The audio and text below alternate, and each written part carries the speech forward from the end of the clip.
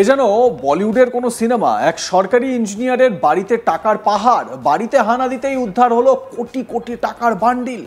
আর তা দেখে চোখ কপালে উঠল তদন্তকারীদের। আগে হ্যাঁ, আপনারা বাংলায় পশ্চিমবঙ্গে অর্পিতা মুখার্জির ফ্ল্যাট থেকে 50 কোটি টাকা, প্রায় 50 কোটি টাকা উদ্ধার হওয়ার খবর আপনারা দেখেছেন।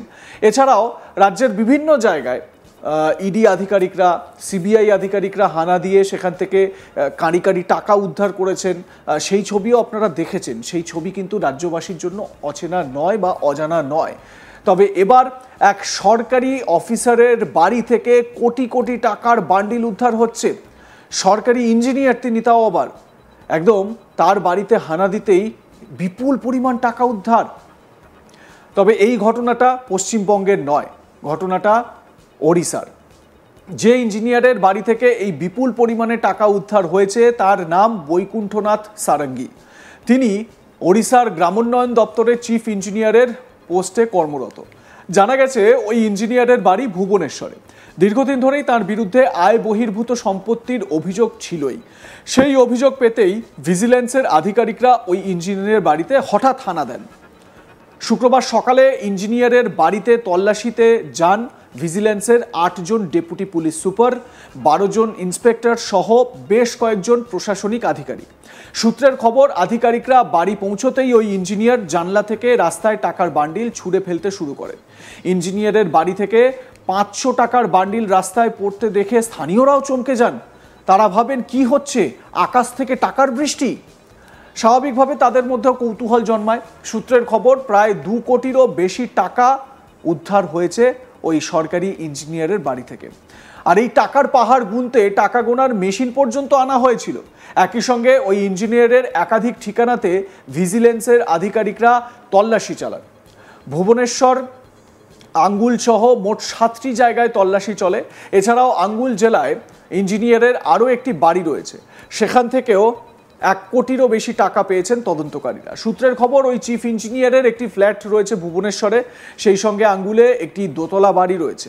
পুরীর শিউলিয়ায় আরও একটি ফ্ল্যাট রয়েছে বলে জানা গিয়েছে। সব জায়গাতেই তল্লাশি চালানো হচ্ছে।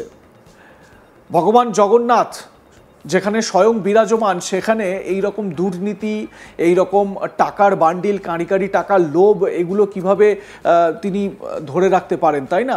এগুলোকে কিন্তু স্বাভাবিকভাবেই নিরস্ত করতেই হতো। সেই কারণে হয়তো এই ব্যক্তির যে এই যে দুর্নীতি বা এই যে তার যে আয় বহির্ভূত সম্পত্তি এত পসার করে রেখেছিলেন তিনি, সেটা সামনে চলে এসেছে। একবার ছবিটা ভালো করে দেখুন, কি পরিমাণ সেখান থেকে টাকা পয়সা উদ্ধার হয়েছে। টাকা গুনতে হচ্ছে, কাঁড়ি কাঁড়ি টাকা।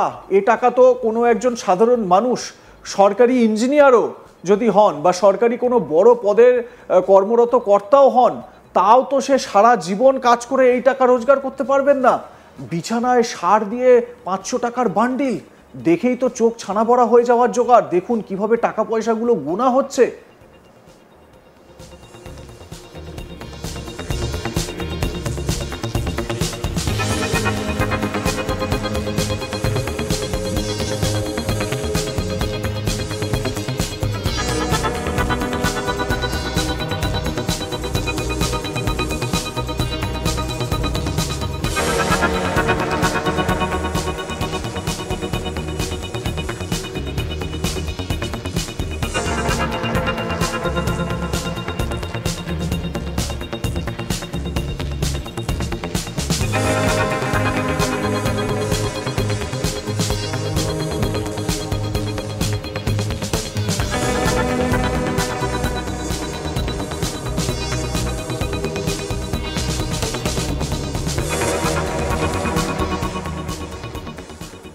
শুধু নগদ টাকাই নয়, দেখতে পাচ্ছেন কিভাবে সোনার চেন, সোনার বালা, আরও কত কি ঘড়ি, মানে ভুরি ভুরি সম্পত্তি বানিয়ে রেখেছিলেন তো এই ইঞ্জিনিয়ার।